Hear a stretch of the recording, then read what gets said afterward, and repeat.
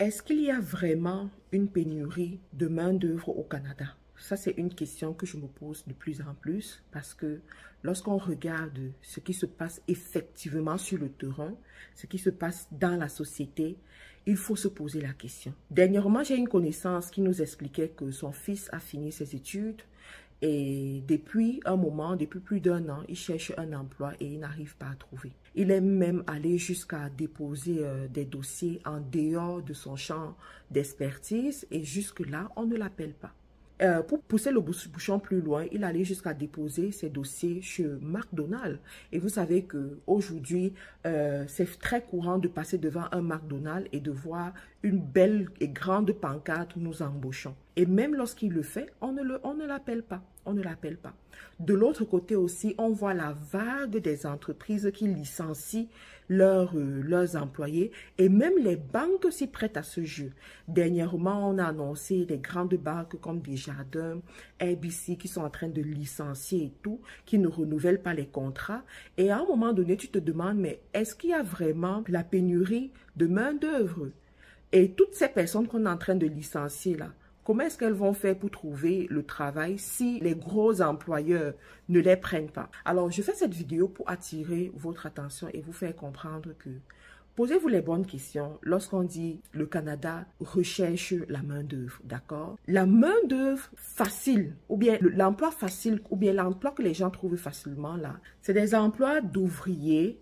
Voilà, les ouvriers qui vont travailler dans les manufactures, qui vont travailler dans certains sites extrêmement reculés, des boulots qui payent peut-être 15 $ de l'heure ou même moins de 15 $ de l'heure, des sommes ridicules en fait. C'est à ce niveau que vous allez facilement trouver du travail. Sauf que si vous êtes un intellectuel, vous avez fait des études, vous avez un diplôme et tout, est-ce qu'il est facile pour vous de trouver du travail au Canada? Est-ce qu'il est facile pour vous? Et de l'autre côté, je vais aussi prendre le cas du racisme, si on peut le dire, dans le milieu professionnel. Parce qu'aujourd'hui, on ne peut plus se le cacher, c'est une réalité. Le premier cas de figure que je vous ai expliqué de cet ami qui a son fils qui a fini ses études mais n'arrive pas à trouver le travail. Entre-temps, ses camarades de classe ont trouvé le travail. Ses camarades de classe canadiens ont trouvé le travail. Mais lui, il n'arrive pas à trouver le travail. On lui donne toutes sortes de raisons. D'accord? Et je ne peux pas citer le nombre d'Africains qui sont au Canada, qui ont fréquenté au Canada, qui sont résidents permanents, qui sont canadiens aussi, qui cherchent du travail et qui n'arrivent pas à trouver.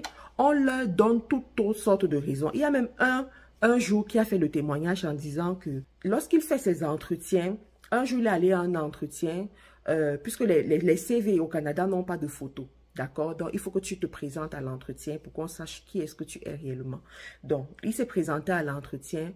Dès qu'on l'a vu, il a vu la déception sur le visage des employeurs. Ils ne l'ont même pas entretenu 5 minutes et puis ils l'ont renvoyé. Pourtant, ils avaient sélectionné son CV. Ils avaient sélectionné sa candidature.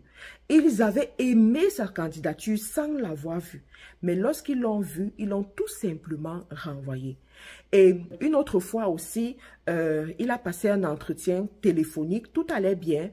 Et ensuite, il fallait faire une vidéo, voilà et tout. Dès qu'ils ont vu la vidéo, ils n'ont même plus répondu. Ils n'ont plus répondu au mail.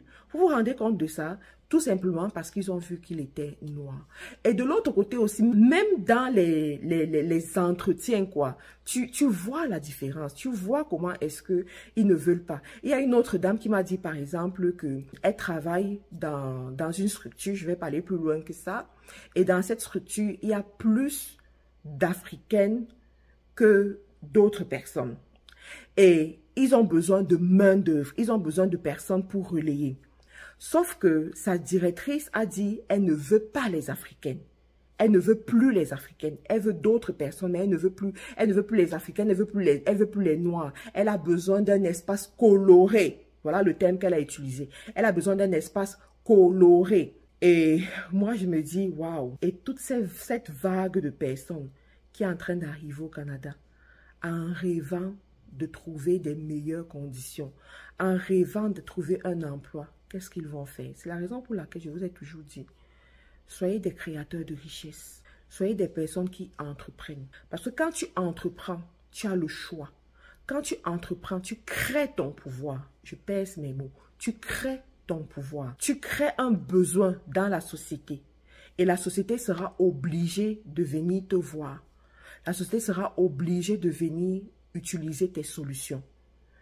Aujourd'hui, au Canada, en fait, quand tu arrives au Canada, tu ne dois pas espérer être employé tout le temps, toute la durée de ton séjour. À un moment donné, il faut que tu ailles voir ailleurs.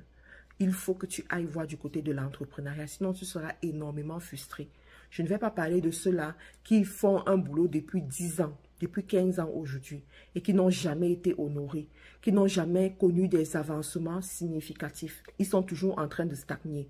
D'autres viennent, des nouvelles personnes viennent, font 2 ans dans la boîte et sont promus. Mais eux, ils sont là au même niveau. Pourquoi? Tout simplement parce qu'ils sont étrangers. Tout simplement parce qu'ils sont noirs. Ce sont les réalités. Il faut qu'on en parle, il faut que ça change. Parce qu'on a parlé de l'inclusion, d'une société qui accepte tout le monde, d'une société qui donne la chance à tout le monde.